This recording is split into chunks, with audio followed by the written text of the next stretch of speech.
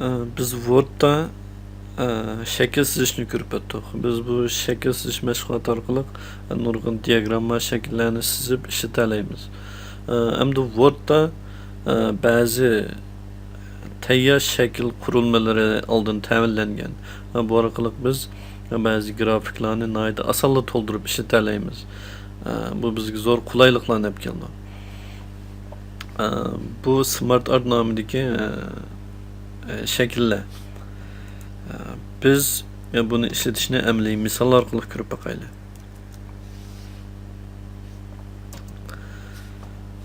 Smart Art qistirish uchun biz qistirish tizimligidan Smart Art degan turni tanlasak bo'ldi. Bunu tanlagandan keyin bizga nurg'un tayyor shakllar berilgan. Biz buning ichidan xohlagan birisini o'zimizning ehtiyojiga asosan tanlab ishlasak bo'ldi. Masalan, biz qatlamliq shakllarning ichidan ma'lum birini tanlaylik. Masalan, buni. Yani bunun orqali biz ma'lum organ yoki shirkatningki tashkiliy qurilmasini sizib chiqalaymiz. Bunu tanladim. Ma'qul knopkasini bosdim. Bu yerda avtomatik tizib berdi. Endi buningki başdagi turga, ya'ni birinchi qatlamga men mesela bu bir mektepning tashkiliy qurilmasi olsun.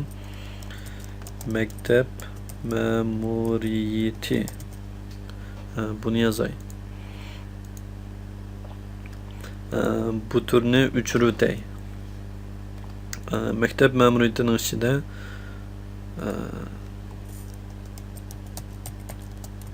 ilmiy bölüm,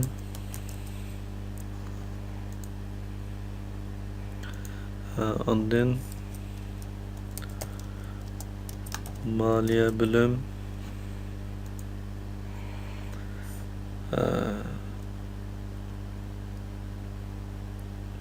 yana birga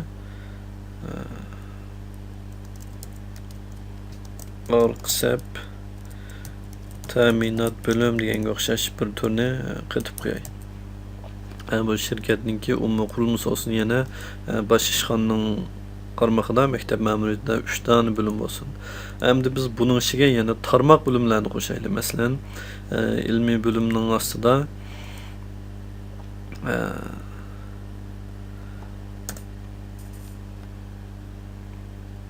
bir tarmoq bölüm bor bo'lsa, biz tab knopkasini bosib buni tarmoq tizimligiga o'zgartirsak bo'ldi.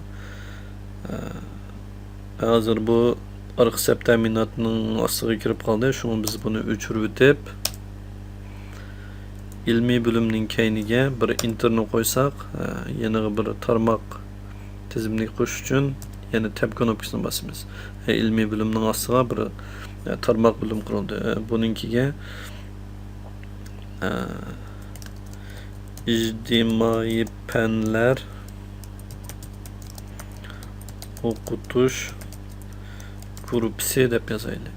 Bunun ichida yana ilmiy bölümning ostida tabiiy penler o'qitish gruppasi.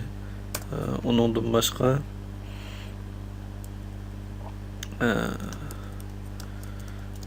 güzel sanat,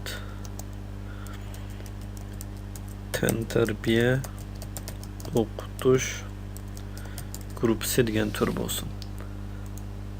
Yani biz bu ilmiy bölümning ostiga yana 3 tane tarmoq tashkiliy qurilmani qo'shdik. Endi biz bularningki yana tekstdagi xosliklarni o'zimiz xohlagan xoslikqa o'zgartirsak bo'ldi. Yani buningki xat nusxasi.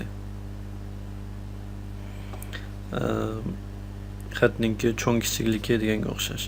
Uningdan boshqa buningki rangini mo xohlagancha o'zgartiramiz. Masalan, biz tayyor uslublarni foydalanaylik. Yani buni ushtiroq unumga kirgizdik. Yoki buningga o'xshash boshqa turlarni tanlab olsakmi bo'ldi.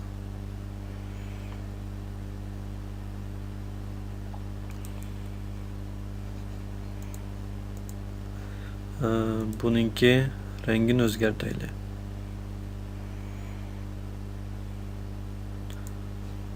Yani bu xil rengi yenga o'xshash.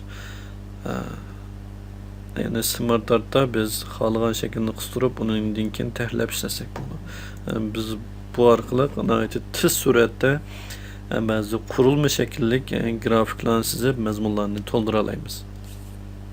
Tugadi.